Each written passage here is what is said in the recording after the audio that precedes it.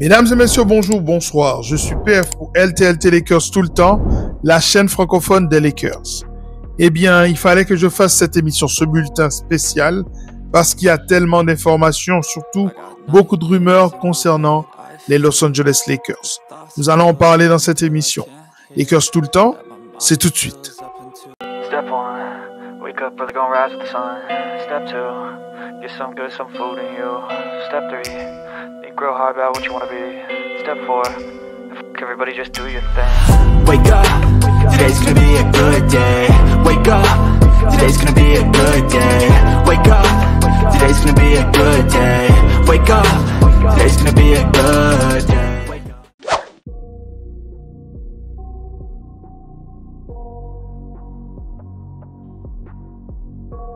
La première information est une mauvaise nouvelle. Il s'agit de la blessure confirmée d'Abu Tiro, le rookie en provenance de l'Arkansas que les Los Angeles Lakers ont drafté à la dernière draft. Ça veut dire qu'il ne participera pas à la Summer League. C'est une grande déception puisque dans 5 jours, il y aura ce fameux match entre les Dallas de Cooper Flagg et les Lakers de Dalton Knecht et de Bronny James. Et j'attendais avec impatience cette opposition entre Abu Tiro et Cooper Flagg. Malheureusement, il ne sera pas de la partie puisqu'il doit soigner une blessure qui date de son époque universitaire. Cependant, on pense qu'il sera rétabli pour l'entrée de training camp, donc pas de panique du côté des Los Angeles Lakers.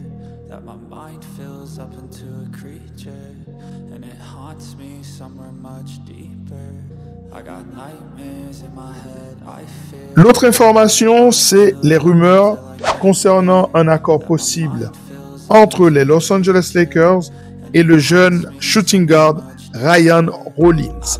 C'est un joueur qui était du côté de Milwaukee, joueur de 23 ans, qui tourne à 6,2 points de moyenne, 1,9 rebonds et 1,9 passes décisives. Cependant, dans les 19 matchs où il était dans le 5 de base, ses chiffres sont assez impressionnants.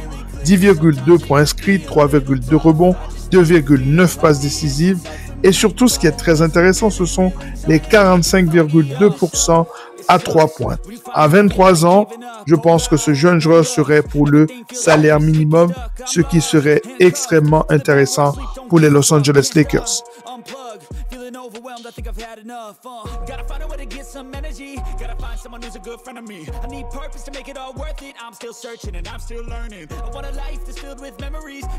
L'autre information importante, c'est que les Los Angeles Lakers sont sur le point de signer De'Anthony Melton, qui, on se souvient, était du côté de Golden State avant d'être transféré du côté de Brooklyn, avant d'essuyer une blessure particulièrement grave. S'il revient de cette blessure, j'aime beaucoup le profil de ce joueur. Évidemment, tout l'enjeu est là. Est-ce qu'il sera là? Est-ce qu'il sera remis à 100% après cette blessure extrêmement grave qu'il a connue la saison passée et qui a mis fin à sa saison? Eh bien, De'Anthony Melton, c'est un défenseur en point of attack qui peut régler pas mal de problèmes pour les Los Angeles Lakers. Il est capable de jouer à la fois sur le poste 1 et surtout sur le poste 2 et peut-être même dans certains match-ups défendre sur le poste 3. Ce serait vraiment intéressant à condition évidemment qu'il soit bien remis de cette grave blessure.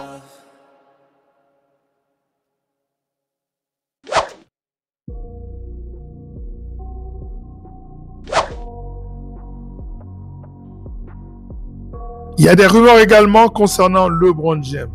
Vous savez que LeBron James serait sur le départ. En tout cas, cette rumeur est sérieuse. Beaucoup d'équipes ont déjà appelé les Los Angeles Lakers pour s'intéresser au cas LeBron James. Ils seraient intéressés à l'idée de le recruter. On parle de New York, on parle de Cleveland. En parlant de Cleveland, on a vu des photos et des vidéos de LeBron James s'entraînant dans les locaux des Cavs de Cleveland. Eh bien, je pense que c'est une rumeur qui peut se matérialiser. En tout cas, LeBron aux Cavs, pourquoi pas. Mais en tout cas, les Lakers doivent s'assurer d'avoir la monnaie d'échange nécessaire pour que Los Angeles soit une équipe compétitive l'année prochaine. Pourquoi pas un Garland? Pourquoi pas un Mobley? En tout cas, Rob Pelinka doit être très ferme sur la question.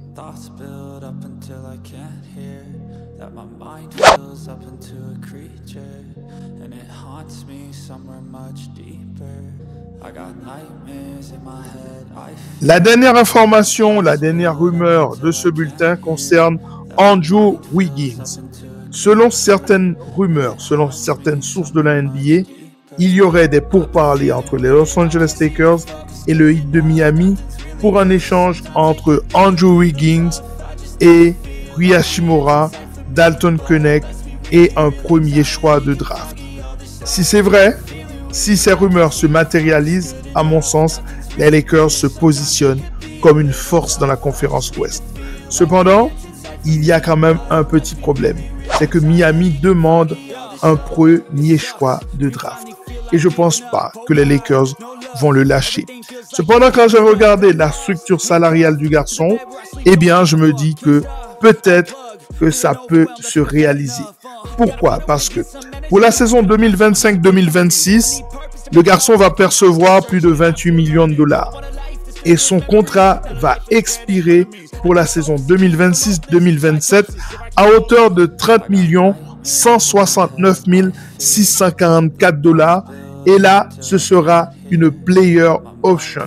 Ça correspond à la structure salariale. Ça correspond également au timeline proposé par Rob Pelinka qui dit qu'à partir de 2027, les Lakers doivent avoir leur book complètement, leur comptabilité complètement libérée des gros salaires afin d'aller chercher la deuxième star qui va accompagner Luka Doncic. Et donc, ça correspond exactement au projet de Rob Pelinka pour les Los Angeles Lakers.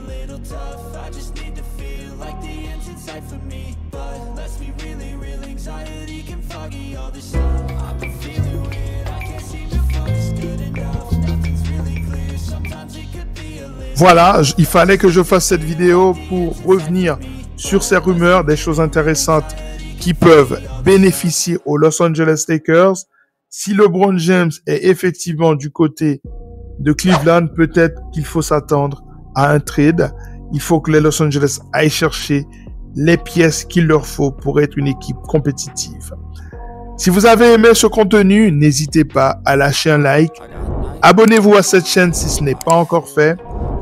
Dites-moi ce que vous pensez de ces rumeurs et notamment celle qui dit que LeBron James serait du côté de Cleveland.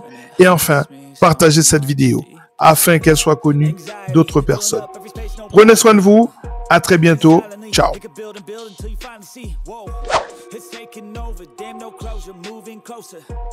No exposure, I just wanna be a loner. Some can't stay sober, looking over all their shoulders, like moving